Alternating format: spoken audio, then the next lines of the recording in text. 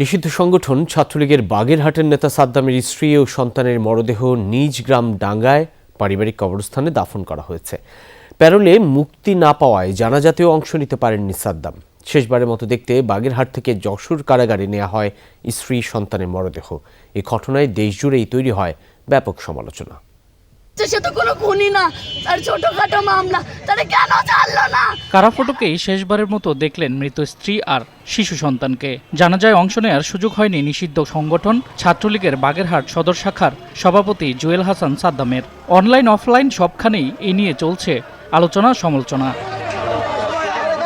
প্রশ্ন উঠেছে জানাজায় অংশ নিতে কেন প্যারোলে মুক্তি পেলেন না সাদ্দাম। বাগেরহাট জেলা প্রশাসক বলছেন, প্যারোলে মুক্তির জন্য তার বরাবর আবেদন করেছিল সাদ্দামের পরিবার, কিন্তু বন্দী যশোর কারাগারে থাকায় বিষয়টি তার এখতিয়ারে নেই বলে জানান ডিসি। যোগাযোগ করতে বলা হয় যশোরে।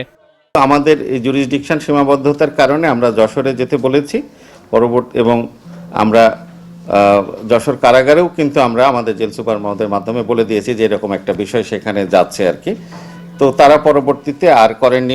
যশোর জেলা প্রশাসন এক বিজ্ঞপ্তিতে জানিয়েছে, সাদ্দামের পরিবার তাদের কাছে প্যারোলে মুক্তির জন্য কোনো আবেদন করেননি। সাদ্দামের ভাই শহীদুল ইসলাম দাবি করেছেন, তাদের এক স্বজন প্যারোলে মুক্তির আবেদন করার জন্য যশোর জেলা প্রশাসনের কার্যালয়ে যান, কিন্তু শনিবার হওয়ায় কার্যালয় বন্ধ ছিল। গেট থেকে একজন তাদেরকে বাগেরহাটে আবেদন করার পরামর্শ দেন। আমাদের বলেছে যশোর ডিসি অফিস থেকে একটা ফরওয়ার্ডিং নিলে, তখন আমরা তো এখান থেকে যাওয়া সম্ভব না, আমি আবার একটা লোক পাঠাচ্ছি যশোর ডিসি অফিসে। তখন সেই ডিসি অফিসের গেটে যে তার সাথে কথা বলছে, যে তা বলছে না, এটা তো বাগেরহাটের কেস, বাগেরহাটের কেসে তো আপনি এইখান থেকে এইখানের ডিসি কিছুই করতে পারবে না।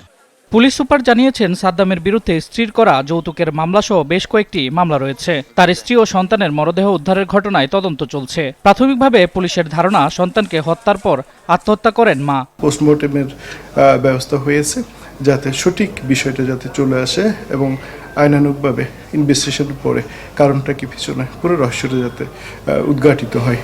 শুক্রবার বাগেরহাট সদরের সাবেকডাঙ্গা গ্রামে নিজ বাড়ি থেকে সাদ্দামের স্ত্রী কার্নিস সুবর্ণার ঝুলন্ত মরদেহ উদ্ধার করা হয়। পাশেই পড়েছিল 9 মাস বয়সী নাজিম হোসেনের মরদেহ। ময়নাতদন্ত শেষে শনিবার রাতে নিজ গ্রামেই দাফন করা হয় তাদের।